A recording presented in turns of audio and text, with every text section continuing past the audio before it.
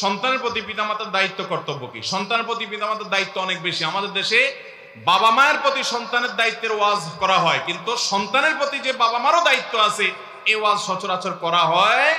অনেক বাপ মা আছে সন্তানের প্রতি অবহেলা করেন, কিয়ামতের ময়দানে ওই বাপ মারও বিচার হবে সন্তানের দায়িত্ব আদায় না করার কারণে। নবীজি বলেছেন, আল্লাহ কুল্লুকুম রাইন ওয়া কুল্লুকুম মাসউলুন আন রাইয়াতিহি, তোমাদের প্রত্যেকে দায়িত্বশীল, প্রত্যেককেই যার যার দায়িত্ব সম্পর্কে জিজ্ঞাসা করো। বাবা মার দায়িত্ব কি সন্তানের প্রতি? নাম্বার 1, সন্তান যেন ভালো হয় সেজন্য বাবা মা ভালো জীবন সঙ্গী গ্রহণ করবেন, যাতে ভালো মানুষ হলে তার সন্তান ভালো হবে, ভালো মা হলে সন্তান ভালো হবে, ভালো বাবা হলে সন্তান ভালো জিনিসটা শিখবে।